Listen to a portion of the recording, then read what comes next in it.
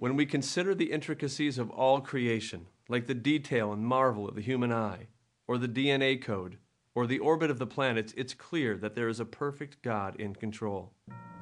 Does Joseph Smith teach of the same perfect and eternal God as the Bible?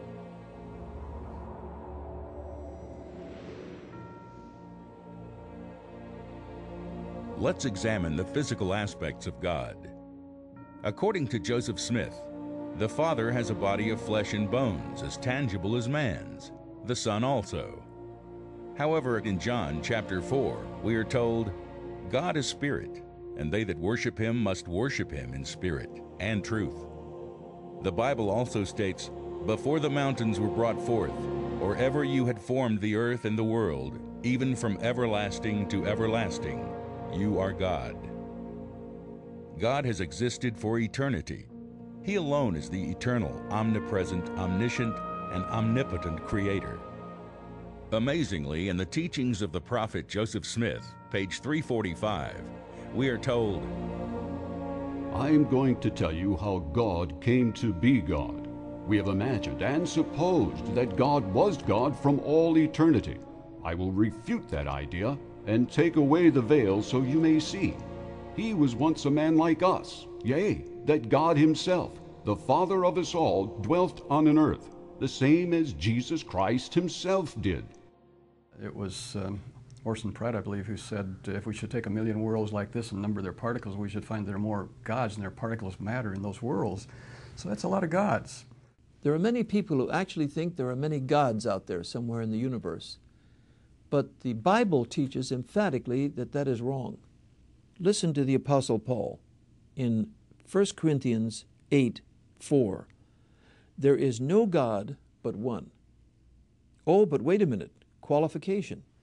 For even if there are so-called gods, whether in heaven or on earth, as indeed there are many gods and many lords, I mean, all kinds of people project into the universe imaginary deities or gods they relate to in one way or another.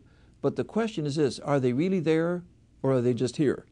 And the Bible says through the Apostle Paul, they're only in here. There's one God out there. In the Christian or the biblical concept of God, he's the great eternal one, uncreated, uncaused, all-powerful, ever-present, all-knowing. And that is not only a Christian understanding of God, that is also the Judaic understanding of God. In Mormonism, God is simply an exalted man. He was born as a man, he was conceived in a natural way, and by adherence to a system of Mormonism in a previous world and a previous life, through his good works, in accordance with that system, he became God. That's Joseph Smith's understanding of God. Indeed, his most radical reconstruction of Christianity begins at the point of how he redefined God. Man's natural tendency is to bring God, the Creator, down to our level. The temptation is then to elevate man to godhood.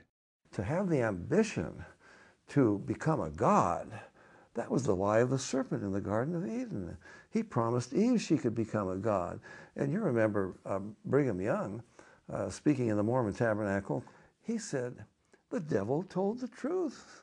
We don't fault Mother Eve for eating the forbidden fruit. That's how we become gods. So Mormonism takes the lie of the serpent. It's based on the saying that the lie of the serpent is the truth. Consider the Egyptians, the very ones who supplied the papyrus from which Joseph Smith brought forth his Book of Abraham. The Egyptians were convinced that some of them were gods.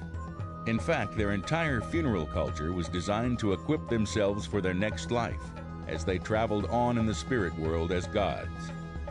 However, the God of the Bible tells us, I am the first and I am the last, and there is no God besides me.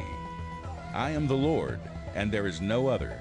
Besides me, there is no God. This and many other passages directly conflict with Joseph's teachings that there are many gods, and that men can become gods. The Bible says, before me there were no gods formed, Isaiah 43:10. Neither shall there be after me. That means that all the Mormon teaching about many gods is false. It means there was never a God before this God. It also means that Mormon men will never become gods.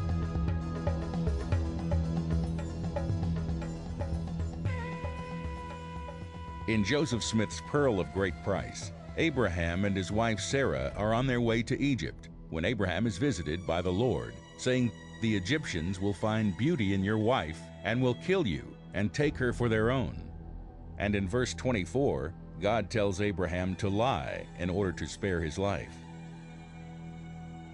The book of Abraham began by authorizing lying by God. Okay, where Abraham goes down into Egypt and he tells the Pharaoh that his wife is actually his sister. This is similar to the Bible version, only in the book of Abraham, God is telling Abraham to lie. God's 9th commandment states, "You shall not bear false witness." And the final book of the Bible warns that all liars shall have their part in the lake which burns with fire and brimstone.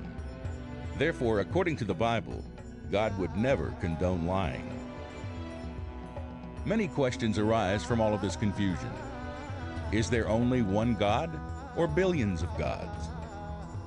Why would God give us the Bible for instruction and life molding and later give us another testimony of Jesus Christ only to contradict each other? Does God make mistakes?